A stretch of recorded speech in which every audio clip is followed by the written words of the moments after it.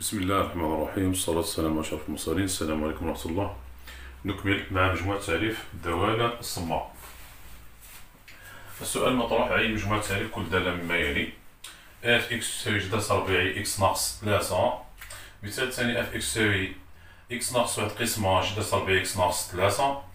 مثال الثالث: اف اكس تساوي جذر ربيعي اكس ناقص 1 قسمة اكس ناقص 3. المثال الرابع: اف اكس تساوي جذر ربيعي اكس ناقص 1 قسمة جذر ربيعي اكس ناقص 3. المثال الخامس: جذر كلي اكس ناقص 1 قسمة اكس ناقص 3.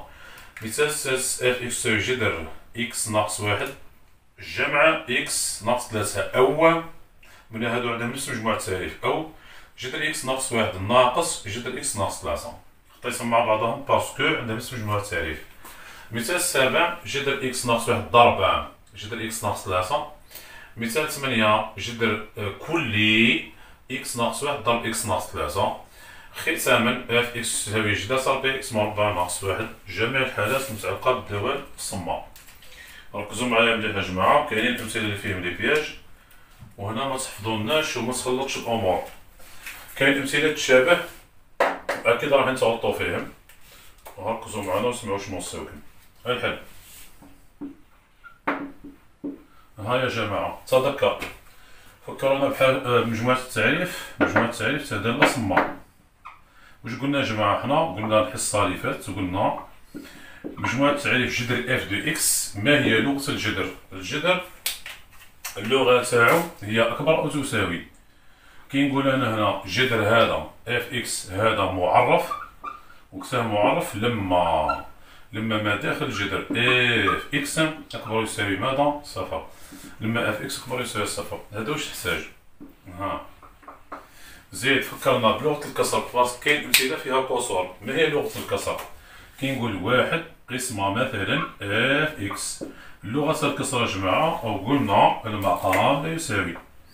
هنا هذا معرف لما اف اكس لا يساوي صفر. نتوما ركزوا لنا على زوج كلمات سهلة باش تجيكم الأمور سهلة. لغة الجذر، اللغة تاعو أكبر أو تساوي، والكسر اللغة تاعو لا تساوي. واضح؟ تسمى هذا معرف، هذا معرف لما ما داخل الجذر أكبر يساوي، وهذا معرف لما المقام لا يساوي صفر.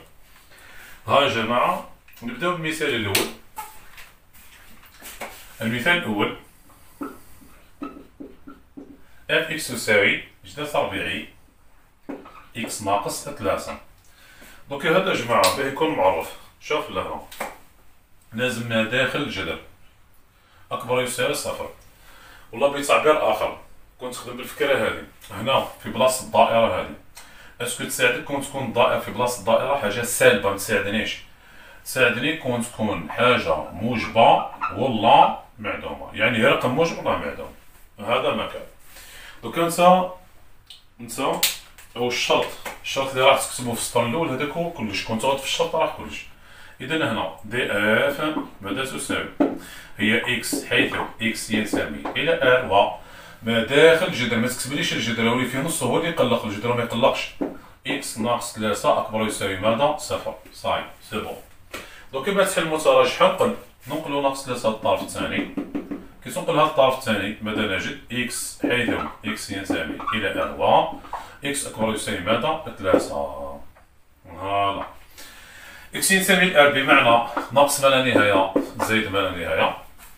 دركا الدالة هذه باش تكون معرفة قلنا لازم نديو القيم تاع اكس من 3 فما فوق.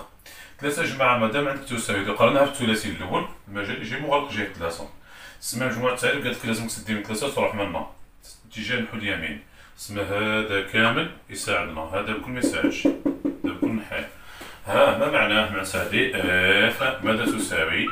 3 مغلق ماذا زائد ما لا نهاية. عطيني الدليل بلي صحيح، قال خي قلت لنا في مجموعة التعريف أي مثال تقدر تعرف صحيح ولا غلط. هاي أروح نجربو المجال هذا. كنت حط هنا 3 ناقص 3 كم تساوي صفر، جذر صفر موجود، جذر صفر موجود. كون مثلا نعوضو بقيمة 4، ها 4 ناقص 3 1، جذر 1 كم يساوي 1. ها هنا تسمى يمكنك الحساب، تسمى الحاسبة ما صطفاش. هنا كنت دير قيمة ملي مشطبين هادو، مثلا جرب 2 2 ناقص 3 كم تساوي ناقص 1 جذر ناقص 1 غير موجود، تسمى القيم هذه كي تطبسها راك عندك الحق، معناتها عملك صحيح. ها يا جماعة إلي كنخط لهنا. ثانيا اف دو اكس ماذا تساوي؟ اكس ناقص 1 قسمة جذر تربيعي اكس ناقص 3.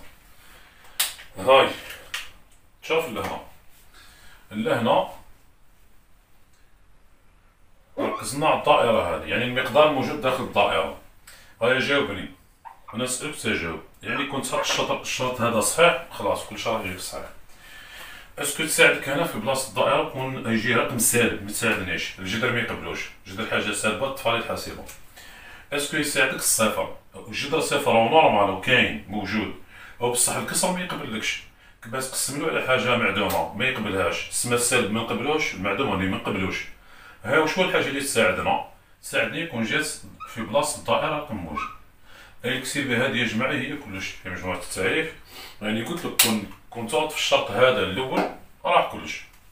إذا دي اف ها واش نقولو هنا اكس حيث اكس ينتمي إلى ار و اكس ناقص 3 أكبر تماما من صفر. غنقول لنا ناقص 3 هذه الطرف الثاني، ما معناه هذه تتعاود نقولو اكس أكبر تماما من ماذا؟ من 3.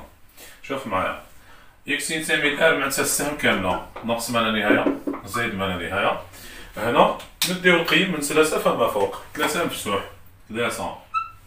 مفتوح وروح حتى زائد ما لا نهاية، تسمى هذا بكل سمحة بما فيها 3. الفرق ما بين المثال هذا والمثال السابق، هنا في المثال السابق 3 تساعد لا نورمال ولا الجذر كاين في البسط، بصح كي يهبط الجذر في المقام يولي الانعدام ما يساعدنيش. كنت تحط في بلاصة 3 في بلاصة اكس انا نقول 3 ناقص 3 صفر جذر صفر تولي تطفى الحاسبة، تولي ما تساعدناش، هذا ما كان سي بون. هادو المثالين رانا فاهمينهم طرا بيان. هنا ما في لي غلطو لي ولاد، ها سولا هنا كاين فخ. هاي المثال الثالث شوف اش عندك، اف دو اكس واش تساوي جذر تربيعي اكس ناقص 1 قسمة اكس ناقص 3. شوفوا جماعة دوكا الدالة هذه مركبة اللي فيها جذر وفيها كسر، تسمى هنا لازم الجذر نسمعولو والكسر ثاني نسمعولو، هاني بالدم كاع نشرح بالدارجة باه نوصل المعلومة. دوكا نتا الجذر باه ميطفيلكش الحاسبة، شفت الدائرة هذه اللي بالزرقاء لازم تسمعلو. هنايا مناه الجذر في البسط، الجذر هنايا كي يقعد في البسط ولا في المقام كي يقعد البسط مورفين حنا ما نديروش عليه خلاص، بصح كي يعود البسط عنده جذر لكن لازم تسمعلو باسكو قادر يطفيلك الحاسبة هنا. واش معناتها الجذر؟ هنا لازم الدائرة هذه اللي بالازرق لازم تكون اكبر وتساوي ماذا؟ صفر. نروحو كي نقول لك انا هذه الشرط هذا شكون اللي يحطو؟ تقول لي الجذر اللي يحطو. وهنا الكسر ها الدائرة تاعو اللي بالاسود. اللغة تاع الكسر يا جماعة قلنا هو يهضر بلغة لا تساوي، أو يهضر بلغة لا تساوي الصفر، والجذر أو يهضر باللغة تاع أكبر تساوي، يعني ما داخل الجذر أكبر تساوي. ها القواعد الزوج هادو اللي بديت لكم قبيل. سي بون، دونك هنا كل واحد نديرولو رايو، نديرو رسمة ونخرجو بالمجال تاعنا. هايا إكس هنا دي اف ها واش هي؟ عندي اكس حيث اكس ينتمي الى ار و ها عندنا اكس ناقص 1 كبر يساوي صفر و اكس ناقص 3 تختلف عن صفر. هذه الهضرة تاع الجذر وهذه الهضرة تاع الكسر. اوكي عندي اكس حيث اكس ينتمي الى ار و ونقول لنا ناقص 1 هنا ماذا نجد؟ اكس اكبر يساوي ماذا؟ 1 وهذه اكس لا تساوي 3. هنا شوف معايا ساعات ولاد هذه نجيبوها صحيحة بصح التعبير على كيف نعبر عليها بمجال يغلطوا، كل واحد كيف يجاوب على واش سيسكم. انا علاه علمتكم في مجموعة التعريف ترسم علاه بما تغلطش باه تفهم واش قاعد تكتب وتفهم واش قاعد تقرا. دوكا ما فهمناش هذيك كيف نرجعوها المجال نرسمها يخرج الإجابة الجواب وحده.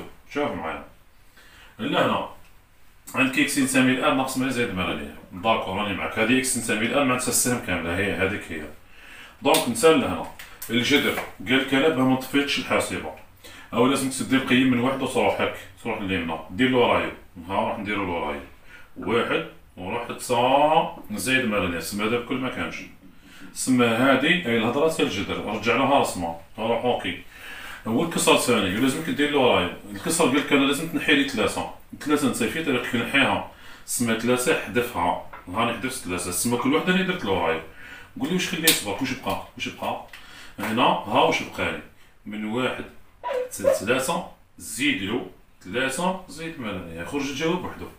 إذا هنا ما هي مجموعة التعريف دي اف ها بلا حفاظة واش تساوي لي واحد ماذا ثلاثة مفتوحة اتحاد ثلاثة زائد ما لا نهاية. وسير بلي الإجابة صحيحة. كي تتعلم هاك ما كان لا تعاود تتأكد هاك صحيح وما تقلقش روحك إن كانت تا غلطة. تحب تجرب جرب.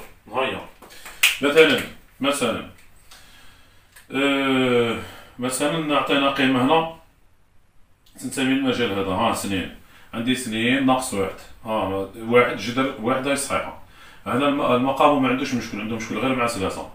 مثلا عطيني رقم من قبل الواحد كيما نقول هنا نقول لك علاش طبت الصفر علاش طبت واش دار. يجربوا الصفر ناقص واحد يساوي ناقص واحد جذر ناقص واحد موجود ما كانش. تسمى عندك الحق كيشطبتو على نحيد ثلاثة. ها ثلاثة وقابلها الجذر هي الجذر وقابلها ثلاثة ناقص واحد سنين جذر سنين هي نورمال. بصح ثلاثة ناقص ثلاثة هي صفر أو الكسر اللي ما قابلهاش الجذر ما عندوش مشكل معاها. وشو حنا قلنا لازم في زوج نرضيهم بالجذر بالكسر يعني في زوج درنا لهم رايهم. سي بون هنا رانا فاهمين كتاب زايد. اوكي عطنا مثال واحد اخر. هذا لو كان فهمتوني كيفاه خدمت المثال هذا نورمالمون دوكا ما تلقاو حتى اشكال. هاهي اليك الخط حطوا الشروط تعلموا تكتبوا الشروط يا جماعه. الشروط هما كلشي. الشروط هذوك من بعد رجعهم راسهم فريس هذا المكان. هاهي وصلنا لهنا. المثال الرابع اف دو اكس يساوي جذر اكس ناقص واحد قسمة جذر اكس ناقص ثلاثة. ها يهضروا باللغة هادي يا جماعة. نهضر بهادي برك كيس هاد الشروط هادو خلاص. هاهي هنا وقت تكون اف معرفة. شفت الدائرة هادي بالأحمر يعني مداخل الجذر. هذا لازم يكون يا موجب يا معدوم أكبر يساوي صفر. تسمى السالب ما يساعدنيش. بالنسبة لهادي الدائرة اللي بالأسود هذه المقدار هذا لازم يكون أكبر تماما من مادة من صفر. علاه؟ هنايا الموجب برك اللي يساعد الانعدام ما يساعدش من نهج داو في المقام والسالب ما يساعدش. خلاص اكتب لنا مجموعة التعريف دي اف اكس حيث اكس تنتمي إلى ال و عندي اكس ناقص واحد أكبر وتساوي ماذا؟ صفر. هذا الجذر اللي الفوق والجذر اللي لتحت قالنا لازم اكس ناقص ثلاثة أكبر من صفر. أروح عاد لي اكس حيث اكس تنتمي إلى اكس عاودها ونقول لي ناقص واحد هنا ونقول لي ناقص ثلاثة هنا. ماذا نجد؟ اكس أكبر يساوي ماذا؟ واحد و اكس أكبر تماما من ماذا؟ من ثلاثة. هاروح هادو نديرو لهم رسمة. شوف لهنا شوف فايدة الرسم كي نقولوا يا جماعة معناتها تقاطع. كي نقول هنا ما بيناتهما معناتها تقاطع. لا علينا انت رسمة تخرج لك الإجابة. إكس ينتمي الآن وقلنا السهم كاملة. هاي السهم كامل ناقص ما لا نهاية زائد ما لا نهاية. الشرط الأول هذا قال لك باه ما نطفيش أنا الحاسبة لازمني ندي من واحد ونروح من. أو درنا له راي واحد ونروح حتى زائد ما لا نهاية. هذا بكل ما كانش وكل يتحذف يزيد. دوكا الشرط الثاني هذا قال لك انا لازمني ندي من ثلاثة ونروح لليمنى. ثلاثة مفتوح يروح لليمنى. ثلاثة مفتوح يروح نحو اليمين. تسمى اللي تحت ثلاثة بكل شطب هذا ثاني يتشطب. واش خليت وشو الحاجة اللي ماهيش مشطبة؟ ثلاثة زائد ما لا نهاية. تسمى هنا يا جماعة دي اف ماذا تساوي ثلاثة مفتوح زائد ما لا نهاية. شفت الفايدة تاع الرسم؟ نعطيك الدليل بلي راك صحيح. هاي أعطيني رقم ينتمي للمجال هذا، مثلا 4. ها 4 ناقص 1 3. 4 ناقص 3 1. تسمى موجب موجب. هنا أعطيني رقم من المجال هذا المشطب، 1 2. 2 على حتى تنحى. 2 شوف معايا الجدر هذا الفوقاني وما عندوش مشكل معاها. 2 ناقص 1 هي 1، جدر 1 معرف. مي هذا 2 ناقص 3 ناقص 1 وجدر ناقص 1 وما كانش. وحنا قلنا باه ما تطفالناش الحاسبه ولازم هذا يكون معرف وهذا يكون معرف، كاين زوج يكونوا معرفين. هذا ما كان سي بون، عملك صحيح. اوكي هاي هنا هذا ثاني وفخ. اتونسيون هذا ثاني ما فين يغلطوا فيه الولاد وعندهم تقريبا كامل نفس التفكير. ها المثال الخامس. المثال الخامس اف اكس واش تساوي جدر تربيعي اكس ناقص 1 قسمة اكس ناقص 3. هذا مثال صعيب وفيه بياج. يعني هذا فيه فخ وصعيب. تاع نجمة ولا زوج. هاكي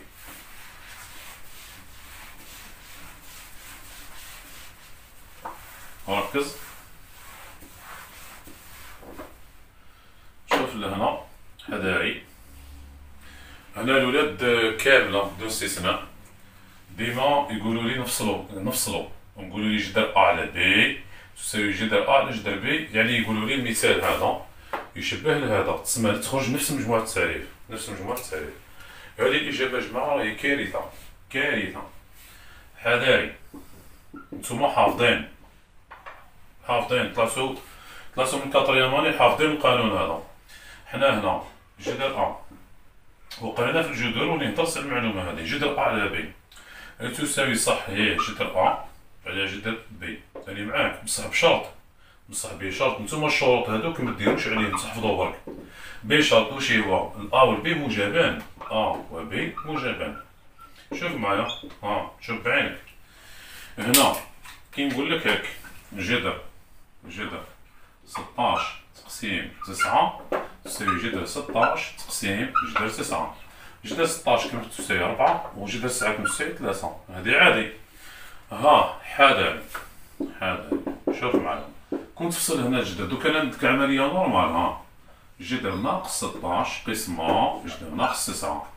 نتا كي تفصل راك درت مشكل راك طفيت الحاسبة. شوف معايا كاين جدر ساعات هاد سالبة ما كانش وهنا ثاني كيف جدر ناقص 9 ما كانش. تسمى هادي هنا ما تفصلش. هنا على حطيت حذاري لا يمكن فصل الجدر على حدث لأن أ و ب واش بهم سالبان.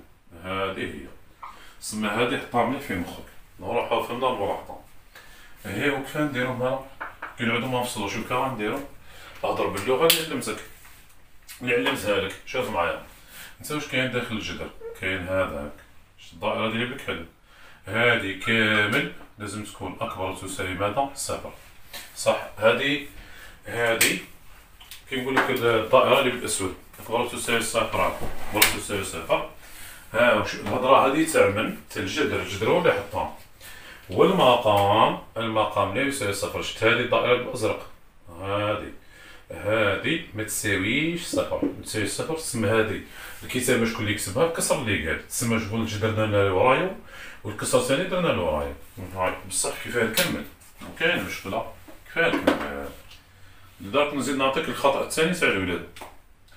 هنايا واش نقولو دي اف اكس حيث اكس ينتمي الى اروا. هنا الكسر كامل الدائرة بالاسود عندي اكس ناقص 1 قسمة اكس ناقص 3 برا تساوي 0 و المقام اكس ناقص 3 ما تساويش 0. سي بون.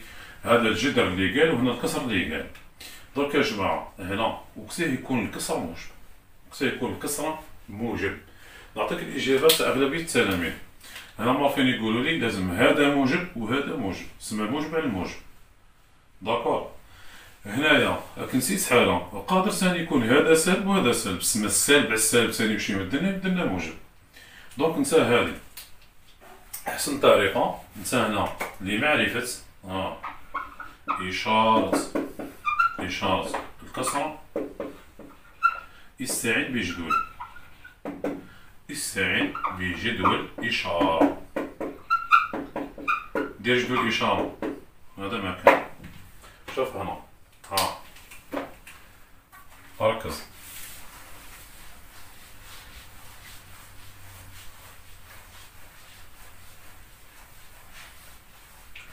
جدول إشارة. شوف هنا. ها الجدول هذا هضرنا عليه في القيمة المطلقة. معليش نزيدو نعاودو. دير جدول. اكتب هنا إكس. اكتب لي البسط إكس ناقص واحد. المقام إكس ناقص ثلاثة. ومن بعد الكسر. وهنا الكسر. وها إكس ناقص واحد قسمة إكس ناقص ثلاثة. فوالا. اكتب هنا ناقص ما لا نهاية زائد ما لا نهاية. ركز معايا. هاي إكس ناقص واحد يا جماعة أين ينعدم؟ كي نقولك أين ينعدم واش معناتها؟ معناتها روح حل المعادلة هادي هيك. ها كي ما تعرفش دير هكا. ها نتا على ورقة المحاولة. غنكتب لك كلشي بالديتاي من بعد عاود. هنا على ورقة المحاولة. واش دير؟ دير هكا إكس ناقص واحد يساوي صفر. واش معناتها؟ إكس يساوي واحد. الأرقام اللي نحطوهم في الجدول. زيد اكتب إكس ناقص ثلاثة تساوي صفر. واش معناتها؟ إكس يساوي ثلاثة. دوكا الأرقام هادو ملا تحطهم في الجدول. ها اكتب هنا الواحد وهنا اكتب لي ثلاثة.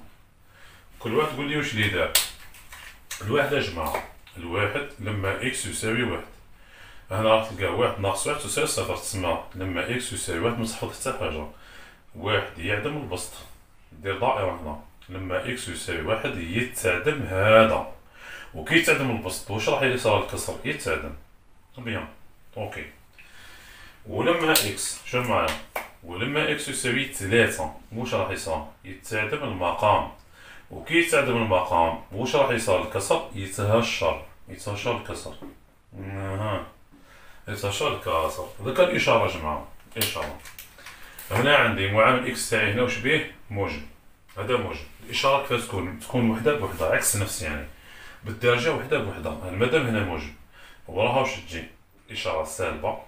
كي تلقى الدائرة تقول لك بدل. تسمى هنا واش راح نحط زايد وزايد. هنا واش عندنا موجب. هنايا وراها واش تجي؟ سالبة.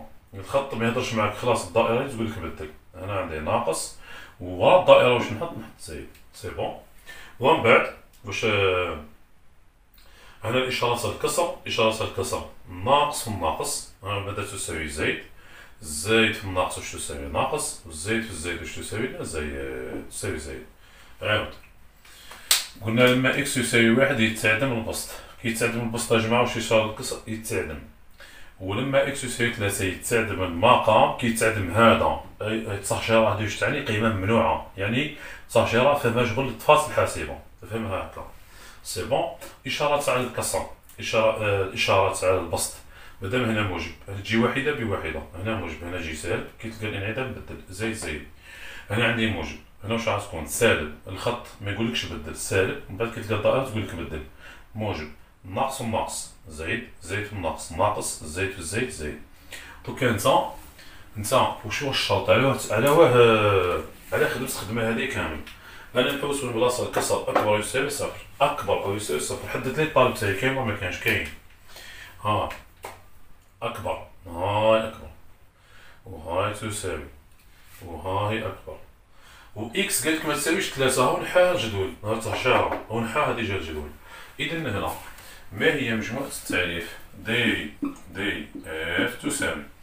هيا مادام الطالب تاعي هذا طلع قرا لي من فوق. ها واش نقول هنا؟ نقول ناقص ما لا نهاية. ماذا؟ واحد مغلق. اتحاد ثلاثة مفتوح. نروح حتى لزايد ما لا نهاية. هذا مكان ناقص ما لا نهاية. ماذا؟ واحد مغلق. اتحاد يعني زيد له المجال ثلاثة زايد ما لا نهاية. ما خرجتش نفس مجموعة التعريف تاع قبيل. فاهمين يا جماعة؟ قبيل خرجت لنا تاع مجموعة التعريف تاع هذا خيط ثلاثة مفتوح زايد ما هنا كنتشفاو. خرجت لنا هادي برك. هنا ما خرجت لناش ناقص ما هي واحد. شفت تولي المثالين ماهمش كيف مش كيف. هذا مكان. سي بون هذا فهمناه.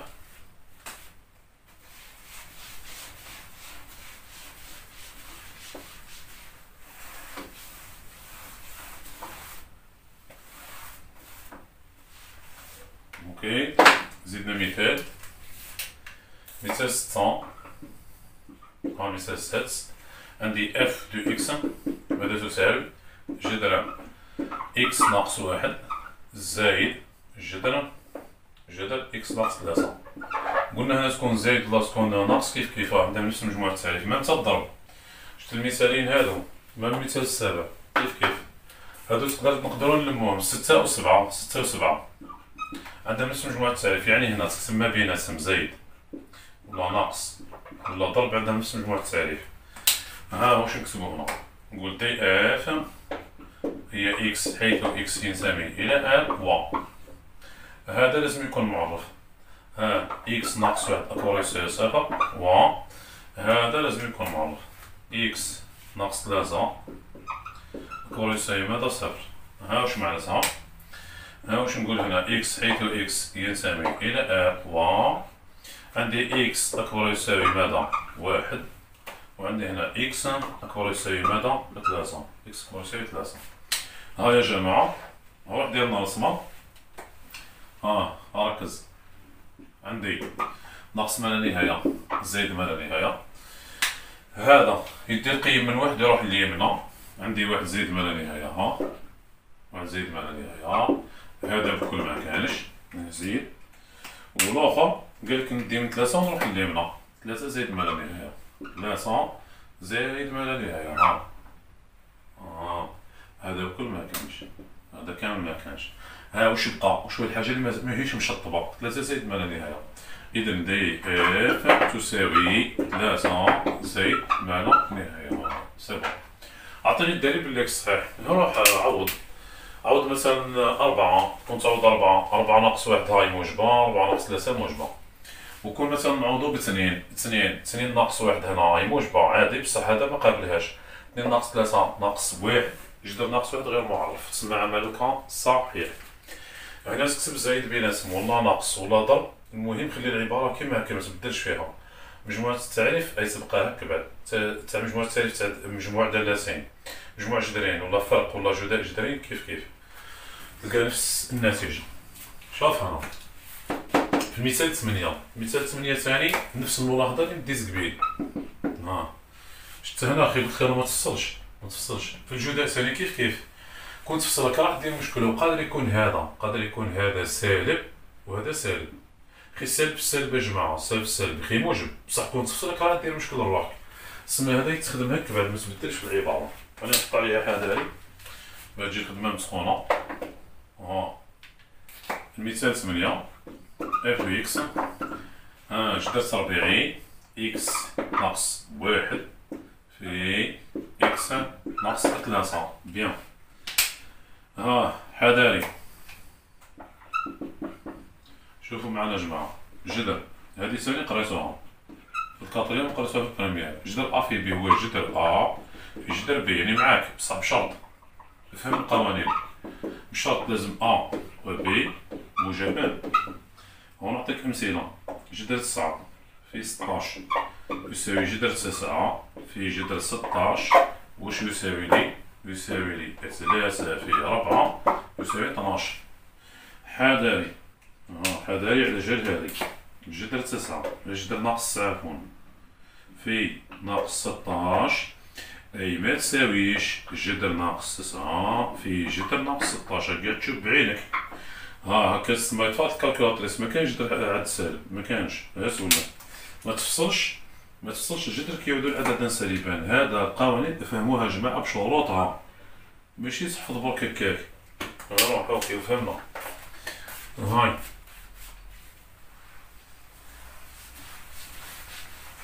كيف راح نديرو وكتاه تكون اف معرفة دي اف شوف معايا ما تفصليش وخلاص دي اف اكس حيث اكس ينتمي الى ار اكس ناقص 1 ضرب اكس ناقص 3 اكبر او يساوي صفر. شكون اللي يقول لي كيفاه نعرف اشارة الجداء لمعرفة كيفاه درنا قبيل في الكسر هكاك الجداء لمعرفة إشارة الجداء استعن بجدول لازمك جدول ما عندكش خيار لازمك جدول. هاي ندير الجدول كيما زال قبيل. هاهي إكس ناقص واحد، حط إكس تاع هنا إكس ناقص واحد، ومن بعد إكس ناقص ثلاثة، من بعد الجداء، من بعد الجداء. هاهي ناقص ما يزيد ما لا نهاية. قلنا هذا وين يتعدم، هاني مازلت مفاصلتهاش، يتعدم في الواحد، يتعدم عند الواحد، وهذا وين يتعدم عند ثلاثة. لما إكس يساوي واحد ينعدم الحد الأول يتعدم الجداء، لما إكس يساوي ثلاثة ينعدم الثاني ينعدم الجداء. فوالا. إشارات يا جماعة، عندي هنا زايد، هناك راح تكون ناقص، وهنا واش تكون زايد زايد. هنا عندي زايد، هنا واش راح تكون ناقص ناقص زايد. نفس الجدول ساير كبير بصح هذا ما فيهش ترجعة، من هنا ما عنديش كسر. من بعد دير إشارات الجداء تاعك، ناقص الناقص زايد، زايد في الناقص ناقص، زايد في الزايد واش يساوي زايد. هاهي واش هو الطالب تاعنا حنا؟ طالبنا حنا طلبنا حاجة موجبة ولا معدومة؟ موجب معدوم. شوف هنا اسكو الطالب تاعي كاين؟ كاين موجب معدوم موجب معدوم، تلاقى راني منه. ناقص ما لا نهاية ماذا؟ بواحد مغلق، ثلاثة زايد ما لا نهاية. إذا دي إف تساوي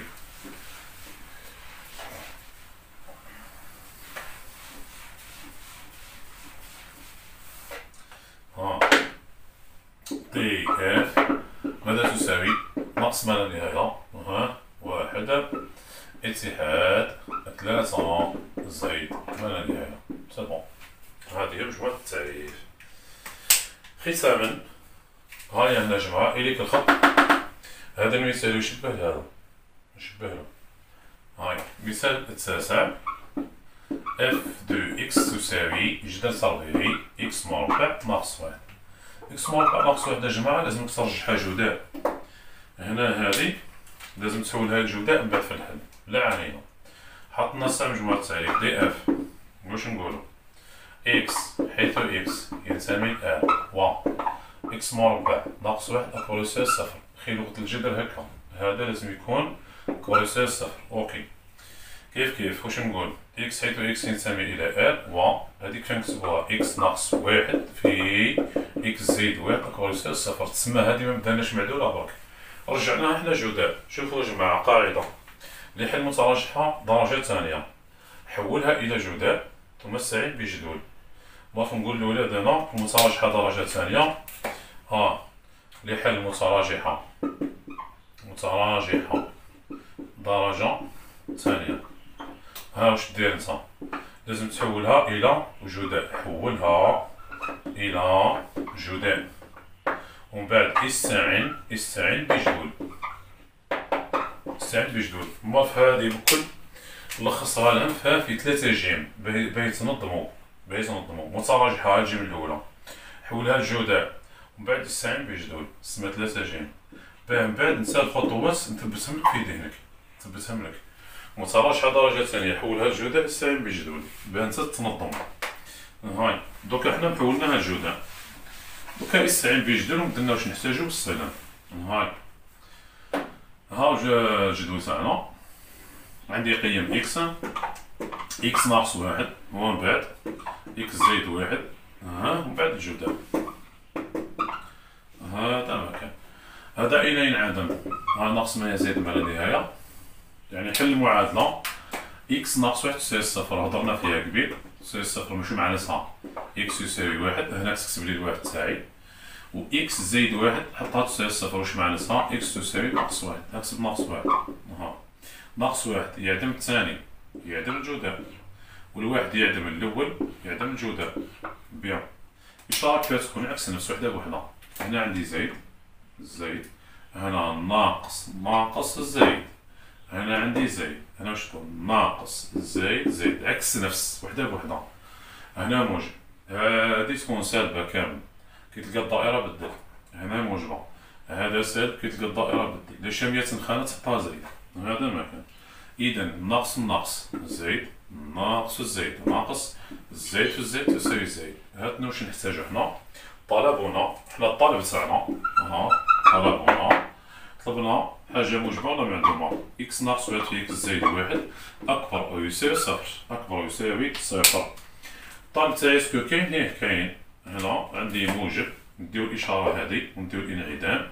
الإشارة هادي والانعدام نطلع قراني من فوق تقول ناقص ما لا نهاية. ماذا؟ ناقص واحد اتحاد واحد زائد ما لا نهاية. إذا دي إف تساوي ناقص ما لا نهاية ناقص واحد زيد له اتحاد واحد زائد ما لا نهاية. سي بون.